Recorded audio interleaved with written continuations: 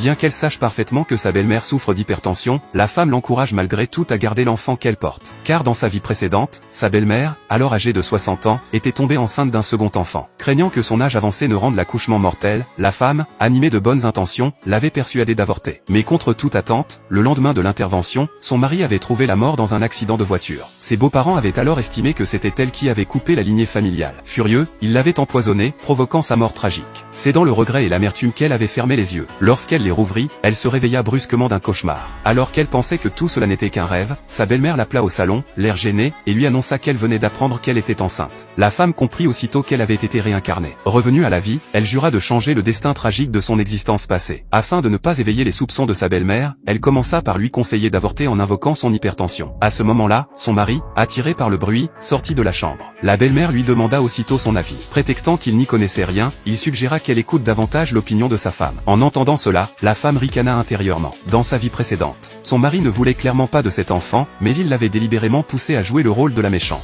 Quant à son beau-père, lâche et sans opinion, il s'était lui aussi reposé sur elle pour prendre la décision. Face au regard plein d'espoir de sa belle-mère, la femme changea soudain de ton et déclara que cet enfant devait absolument naître. Elle affirma qu'il s'agissait d'un cadeau du ciel et qu'avec les progrès de la médecine moderne, tant que les précautions étaient prises à l'avance, l'accouchement se passerait sans danger. La belle-mère hésitait encore, mais la femme lui promit aussitôt que, après la naissance, elle s'occuperait personnellement d'elle. Ravie, la belle-mère la couvrit d'éloges, la qualifiant de belle-fille exemplaire. Son mari, en revanche, entra dans une colère noire. Il attrapa la femme et la tira dans la chambre, lui demandant pourquoi elle avait accepté qu'on garde cet enfant. Mécontent, il déclara qu'il n'avait même pas encore de progéniture à lui et qu'il n'avait aucune raison d'élever le fils d'un autre. Il lui ordonna d'aller se faire examiner à l'hôpital dès le lendemain et, si elle ne tombait toujours pas enceinte, de quitter immédiatement la maison. Cette nuit-là, une fois ses parents endormis, le mari appela discrètement sa maîtresse. Pour empêcher sa mère de mener la grossesse à terme, il décida d'aller tenter sa chance auprès d'elle. Le lendemain, la femme rentra chez elle l'air abattue. Inquiet, ses beaux-parents lui demandèrent ce qui s'était passé. Les larmes aux yeux, elle leur expliqua qu'elle s'était rendue à l'hôpital et que son corps ne présentait aucun problème. La personne réellement incapable d'avoir des enfants était leur fils. À la vue du rapport médical, les beaux-parents furent saisis de frayeur. Heureusement qu'ils avaient écouté la femme la veille et conservé cet enfant, sinon leur famille aurait réellement été vouée à l'extinction. Afin de les rassurer, la femme accompagna sa belle-mère à un examen médical le jour même. Après une évaluation complète, le médecin recommanda un avortement. Mais la belle-mère s'emporta sur le champ, accusant le médecin de dire des absurdités. Elle affirma que cet enfant était le seul espoir de leur famille et qu'elle le mettrait au monde coûte que coûte. La femme s'empressa de calmer sa belle-mère, expliquant que l'hôpital cherchait simplement à obtenir des avantages financiers et qu'il suffisait de ne plus venir faire de contrôles prénataux. Trompée par ces paroles, la belle-mère rentra chez elle, ravie. Lorsque le mari apprit que sa mère avait passé un examen prénatal, il montra immédiatement son vrai visage. Il lui ordonna d'avorter sur le champ, faute de quoi il considérerait ne plus avoir de fils. La belle-mère, hors d'elle, resta sans voix avant de l'insulter violemment, affirmant que c'était l'incompétence de son fils qui la forçait